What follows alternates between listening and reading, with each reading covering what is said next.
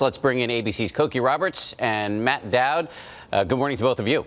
Good morning. We're glad to see you there, Dan and Paula. Happy you. 4th. Thank you. Thank you. Let me start with you, Cokie. Some defenders of this video are saying, look, this was clearly a joke and self-important journalists are taking it too seriously. What's your take? You know, I'd prefer not to talk about the president's tweets at all. I think that he's trying to distract us with sort of bright, shiny objects from his failed programs. But the fact is that this one we really do have to talk about. It is appalling. First of all, I didn't know about the original WWE thing, which is pretty appalling in itself. But, you know, we are in a time when somebody goes to a ball field and shoots people just because they're Republicans, not an individual as assassins normally did, but just because they're Republicans. We could easily be at a time where somebody decides to shoot people just because they're journalists, and that's really scary. Matt, aren't we watching a familiar ritual play out here? The president does or says something provocative, and establishment media voices voice their outrage, and meanwhile, the president's base either shrugs it off or cheers him on. Is this any different to your mind? Well, you're right. The president continues to do things that are very provocative and beneath the office. I mean, I think it has had a dramatic effect since Inauguration Day. If you think about the president, he got 46% of the vote. Today, his job approval rating is 37%, which means there's been a deterioration of people that support him. But more importantly, for the president politically, almost 50% of the country now strongly disapproves of this president, and much of that rise has been his own self-inflicted wounds over the course of his presidency.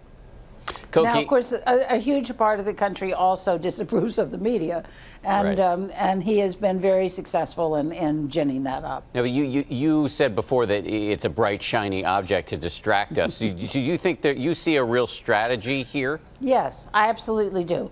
The president tweets and we talk about it instead of talking about the fact that health care can't get through, that the tax reform isn't happening, and that the president is going off to this G20 summit where he is going to meet with Vladimir Putin. And what about Russia and Russia's influence on our election? We're not talking about those things. We're talking about the president's tweets. Well, let's talk about that, Matt. This meeting with Putin coming up in just days. What are the stakes here for President Trump, given all of the ongoing investigations and given the fact, as we pointed out over the weekend here on GMA, that he's said tough things about many of the world's leaders, but not about Putin? I don't remember the president putting out a WWE video related to Vladimir Putin Right. or attacking Vladimir Putin in the course of this. He's attacked the press, and it's unbelievable in the course of the 4th of July, more than he's attacked Russia or Vladimir Putin in this. I'll disagree with Cokie, which I hesitate to do, on one thing. I think this is a distraction, but just like if somebody swims naked in the river in my backyard, it's a distraction, but doesn't mean it's a strategy.